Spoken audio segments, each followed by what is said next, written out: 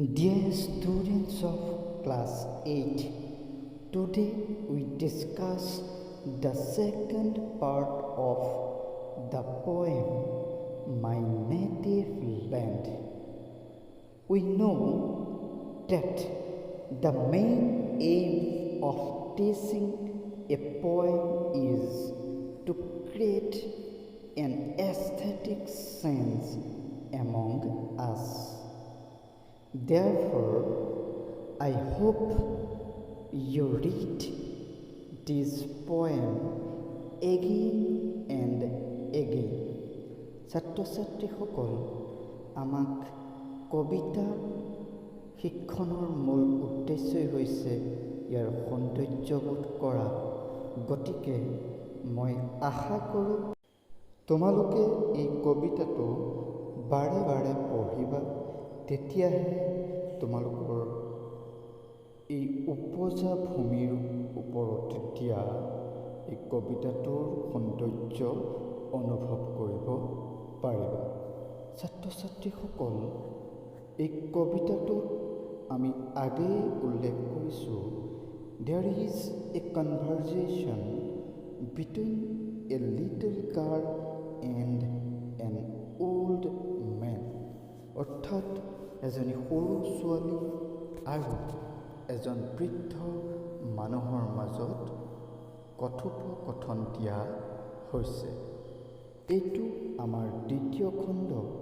সেয়েহে আহাচোন আমি এই খণ্ডকেইটা আমি চাওঁ।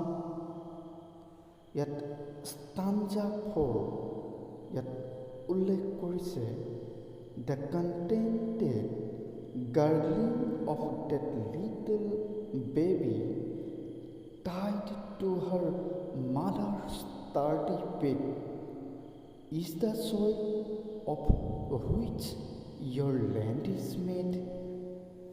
ছাত্ৰ-ছাত্ৰীসকল, এই পংক্তিটোৱে, কবিতাটোৰ এই দফাটোৱে আমাক কি বুজাইছে আহাচোন আমি আলোচনা কৰোঁ। ছাত্ৰ-ছাত্ৰীসকল, ইয়াত উল্লেখ কৰিছে দ্য কণ্টেণ্টেড গাৰ্গলিং, অৰ্থাৎ তৃপ্ত কৰা কলকলনি। কাৰ কলকলনি? অফ ডেট লিটল বেবী, সেই সৰু কেঁচুৱাটোৰ, যিটো tied to her mother's sturdy back, তাইৰ মাকৰ বলিষ্ঠ পৃষ্ঠত বান্ধি থোৱা আছে। সেই কেঁচুৱাটো ইজ হয়নে দ্য ছইল, সাৰুৱা মাটি, হুইচ, যিখিনিয়ে ইয়ৰ লেণ্ড ইজ মেড, তোমাৰ মাতৃভূমি সৃষ্ট হৈছে, অৰ্থাৎ মাতৃভূমিখন সৃষ্টি হৈছে। গতিকে কেঁচুৱাটোৰ কলকলনিক মাতৃভূমিৰ সাৰুৱা মাটিৰ লগত তুলনা কৰিছে। এইবাৰ আহাচোন আমি ষ্টাঞ্জা 5 আলোচনা কৰোঁ। The chorus of the cuckoo and sparrows as they play around the tree tops near is what shapes your native land. ইয়াত এই ষ্টাঞ্জাটোৱে, অৰ্থাৎ কবিতাটোৰ এই 5 নম্বৰৰ পংক্তি বা দফাটোৱে আমাক কি বুজাইছে আহাচোন আমি আলোচনা কৰোঁ। এই ষ্টাঞ্জাটোত থকা আমাৰ কুকু এণ্ড স্পেৰ'জ, ইয়াত মই চিত্ৰ দিছোঁ, তোমালোকে প্ৰথমে চাই লোৱা।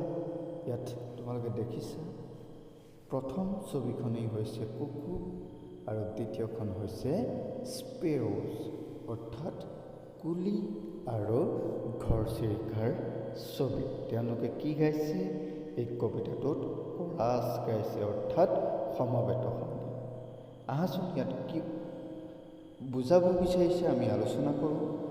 দ্য কোৰাছ, সমবেত সংগীত, কাৰ কাৰ?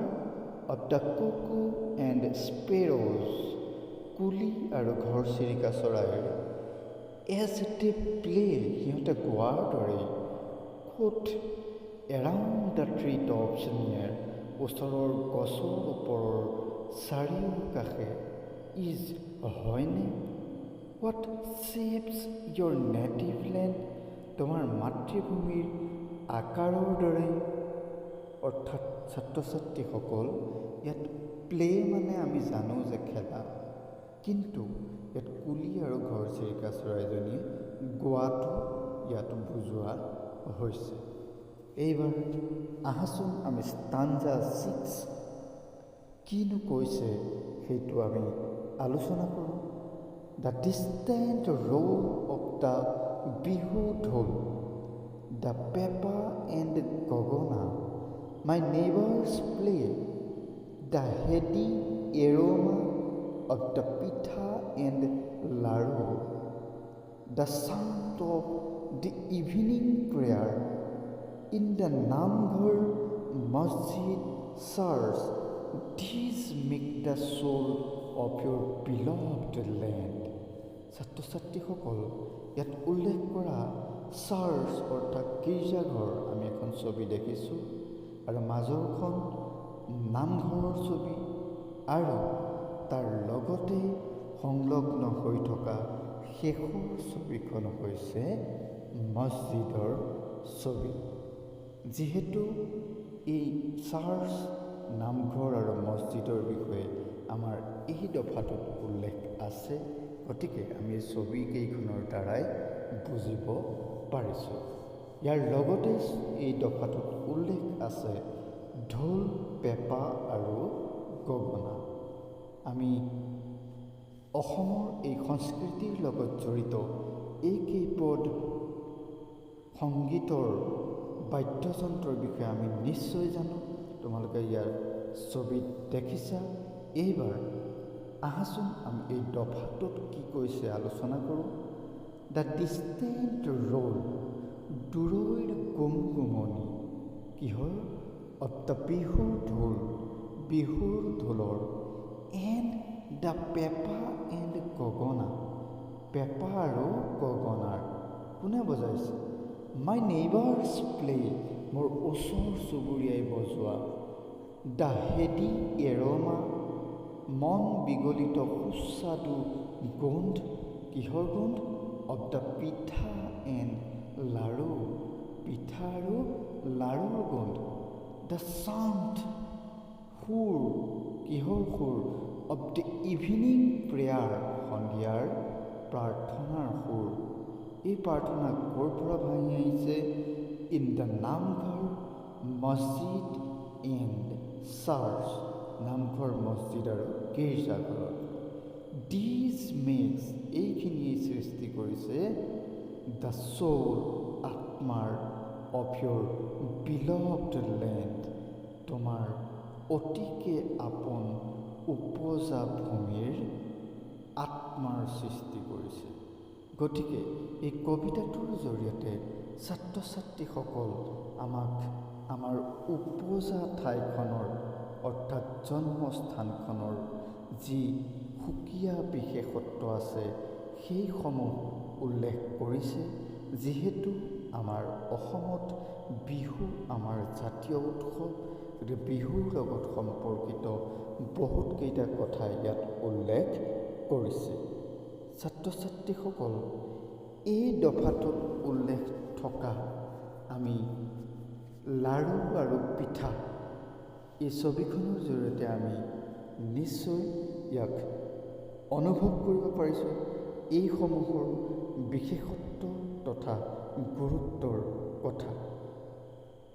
গতিকে আজিৰ এই আলোচনাত আমি মাই নেটিভ লেণ্ডৰ শেষ অংশটি আলোচনা কৰিলোঁ। পৰৱৰ্তী পৰ্যায়ত আমি ইয়াৰ এক্সাৰচাইজসমূহ আলোচনা কৰিম।